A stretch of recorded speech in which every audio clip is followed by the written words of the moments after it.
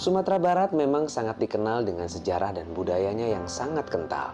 Tak hanya memiliki tempat wisata yang dikenal senusantara, bahkan sedunia.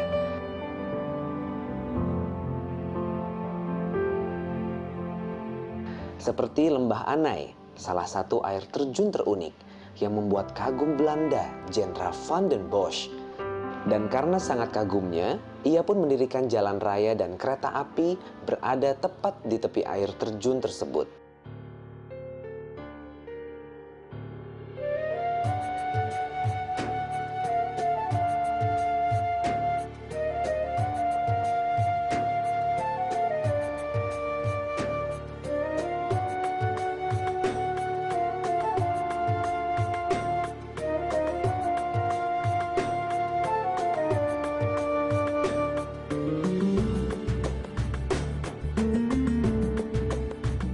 Dan tentunya juga jam yang diberikan Ratu Belanda kepada Rookmaker, sekretaris kota Bukit Tinggi yang dibangun pada tahun 1926 sebagai hadiah. Jam ini memiliki keunikan yang terdapat pada angka 4-nya yang dibuat bukan dengan menggunakan angka 4 Romawi, melainkan angka 1 sebanyak 4 buah.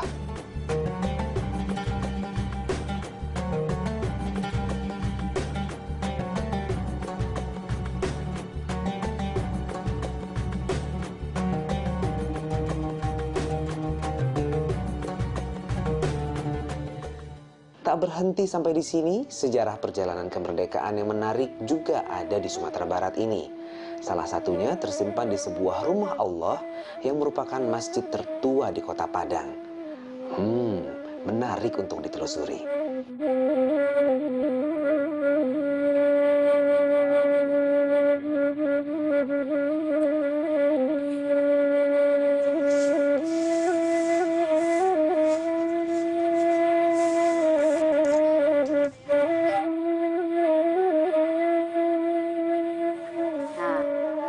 Adik membantu kakek membek layang jaman jauh anda. Bela kumur rumah awak. Pada adik main jauh, celok ada orang ko. Ya nek, adik enggak main jauh-jauh, main layang. Adik bantu aku buat layang. Nah, ya, mama masak dulu ya, adik. Sekolah saya main ya jauh-jauh anda. Kek. Adik minta izin main layang di lapanganku. Jadi tapi lu main jauh-jauh ada kena siko saja. Apa yang lalai? Yang ku. Dia buat layang ku. Ya pola.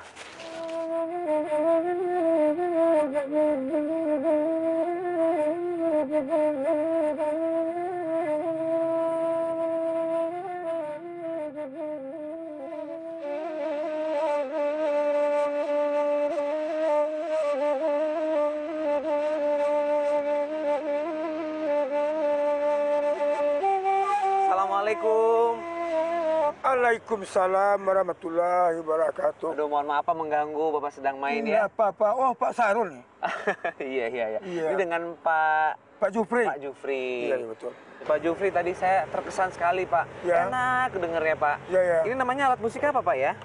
Musik Minang nih, Sumbar. Oh, namanya? Saluang. Oh, saluang tuh ini. Iya. Oh, seperti suling ya. Coba saya kayaknya bisa Pak main seperti Bapak ya. Kok Bapak yang main kan enak ya Pak ya suaranya ya? Iya, enak Bapak. Susah sekali Pak. Iya. Berarti ini butuh teknik pernapasan yang tinggi ya, Iya Pak? betul. Pernapasannya harus panjang. Alat musik saluang, alat musik khas dari Sumatera Barat ini sulit untuk dimainkan.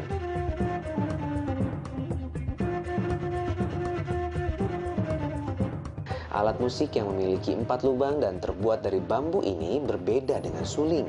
Hanya sebuah bambu plong yang hampir tidak mungkin bisa dibunyikan oleh sembarang orang tanpa teknik yang tinggi. Alat musik ini pun sering digunakan di dalam acara perayaan kampung sampai acara keluarga.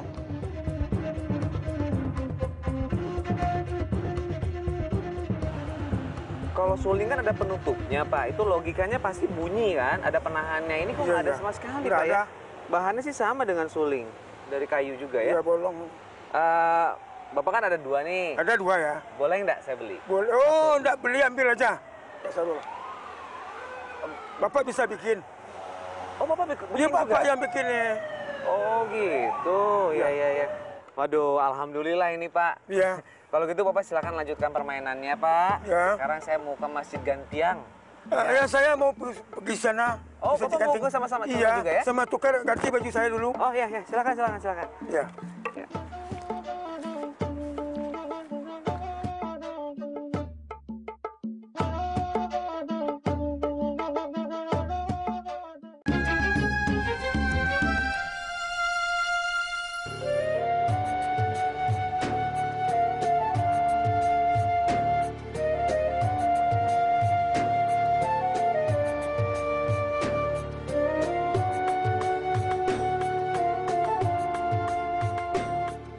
Alhamdulillah, Pak ya, kita sudah sampai di Masjid Gantiang. Iya, iya, iya. Ini bangunannya seperti benteng ya, Pak ya? Iya, ini masjid sejarah nih. Oh. Zaman Belanda dulu. Iya, iya, iya. Iya. Iya. Saya mau mengambil untuk dulu. Ah, silakan, silakan, Mas, silakan.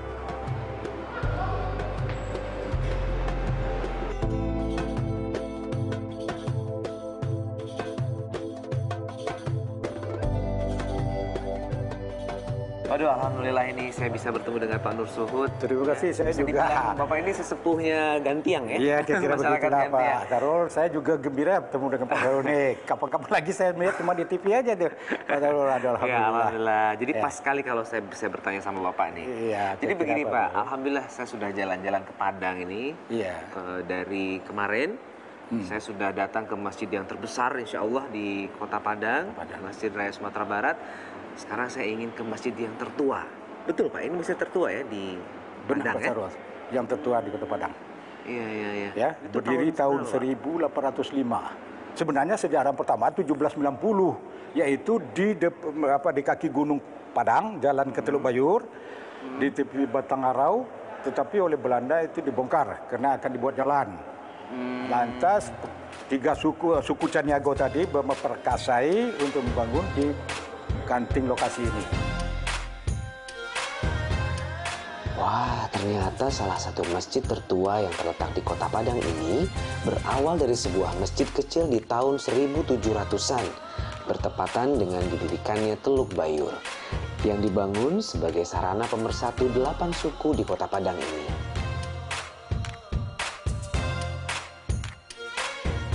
Nah ini Pak, kalau saya lihat dari arsitekturnya ada pengaruh-pengaruh Belanda ya.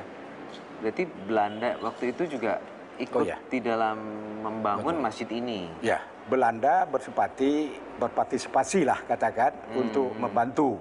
Karena Belanda menginginkan tanah yang di depan jalan raya kita ini diambil sepertiga dari luar tanah ini kan untuk jalan. Sebagai kompensasi lah ya kan. Jadi Belanda itu membantu membangunkan teras yang depan ini.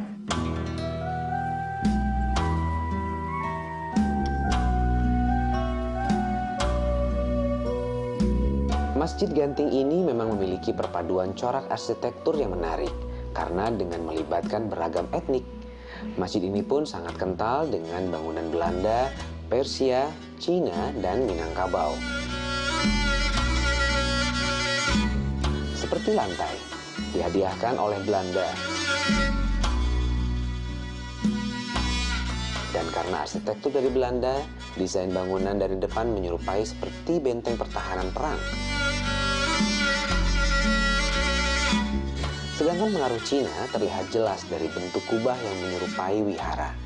Tak heran, masjid ini pun menjadi simbol pemersatu berbagai etnis negara dan berbagai suku di Padang sendiri. Masih asli ini Pak, masih. Iya masih Pak. Tonggak yang 25 ini kan. Ini aslinya Pak? Asli. Ada maknanya Pak? Dari 25 Ya, 25 ini tiang. sebagai penabi ya kan. Dari 25 nabi jumlah. Rasul kita, jumlah nabi itu dibuat di kaligrafi nama-nama nabi di tiap tonggak.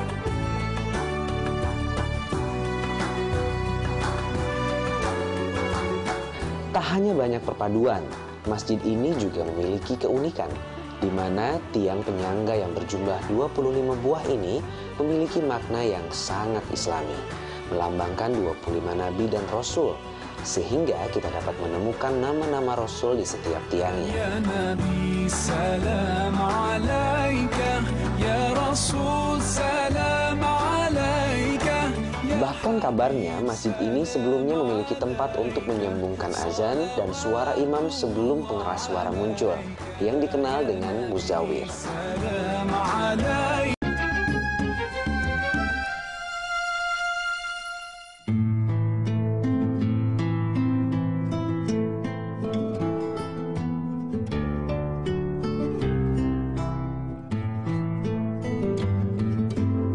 Waktu itu gempa di tahun 2009 ya Pak ya? Iya.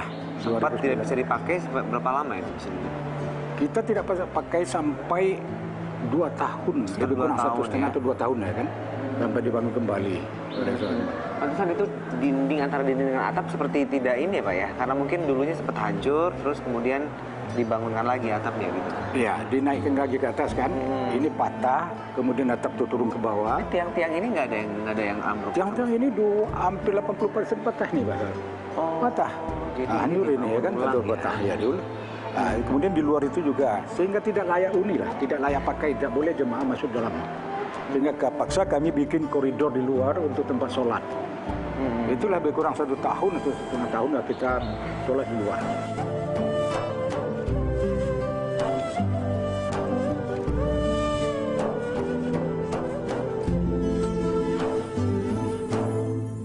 Alhamdulillah dengan bantuan ada bersama-sama ada donatur yang kan membangunkan kembali. Ya, bisa masuk di Idul Adha, kami masuk ke dalam kembali. Ya semoga banyak masyarakat Muslim yang bisa berikan infaknya untuk pembangunan masjid, ya Pak ya. Yalah, mudah-mudahan begitu. Sama seperti yang waktu itu dilakukan oleh para pendahulu kita ya, dan nggak hilang-hilang Pak ya, nggak pernah putus sampai dengan sekarang ini. Oh, nah, putus Pahalanya itu, terus ngalir. mengalir itu. Masya Allah. Masjid yang dibangunkan padahal itu kan sama dengan pastabikul khairat itu, Betul, ya kan? betul.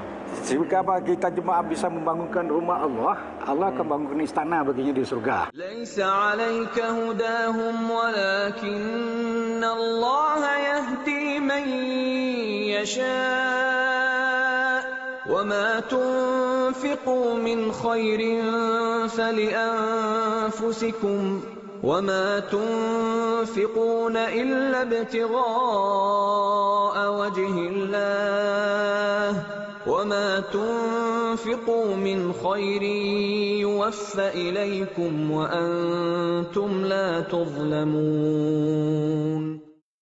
Investasi yang tidak pernah putus Pak ya. Ya, nggak pernah putus itu, Pak. Waalaikumsalam. Waalaikumsalam. Tuhan. Ini Pak, untuk bantuan masjid ya. Untuk bahan bangunan. Ya. Jadi itu, ini kadarnya dari saya. Ini Bapak terima. Alhamdulillah. Saya terima Pak ya. Iya. Mudah-mudahan Allah akan memberkati rezeki yang berganda bagi Bapak. Mudah-mudahan banyak lagi Pak Jufri yang lain nanti. Ya, yang lain ya. kita harapkan ya. Ada lagi Pak Jufri yang lain yang akan sumbang bantuan. Iya, Terima nanti kan kasih kita banyak, bareng-bareng Pak. lagi Pak ya. Iya Pak.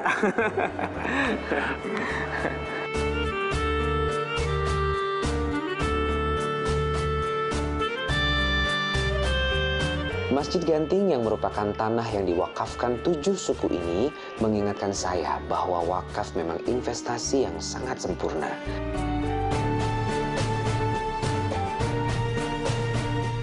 Di mana di saat kita menginvestasikan sebuah benda, maka pahala kita akan terus mengalir, meskipun kita sudah meninggal.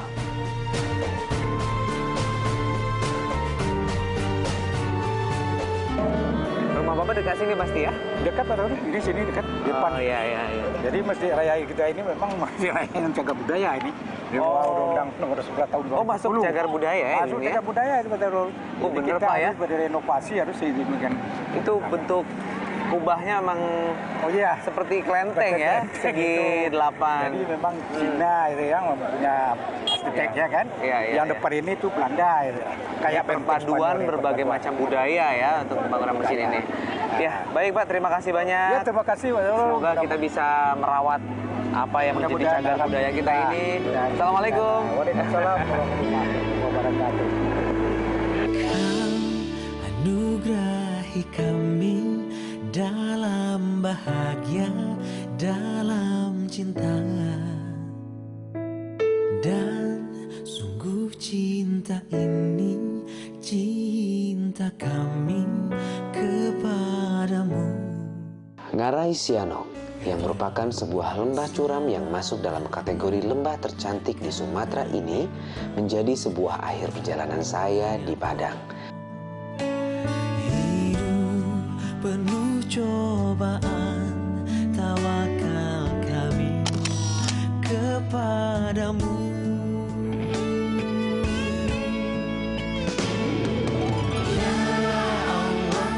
Dan di kota ini, keindahan alam, budaya, sejarah, bahkan pesan-pesan Islami menjadi pelajaran baru.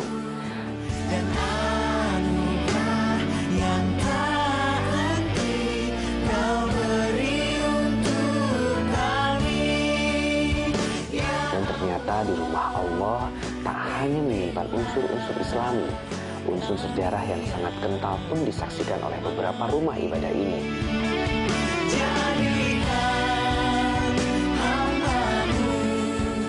Dan terpenting, tak ada yang paling mulia di muka ini selain memuliakan dan memakmurkan rumah Allah.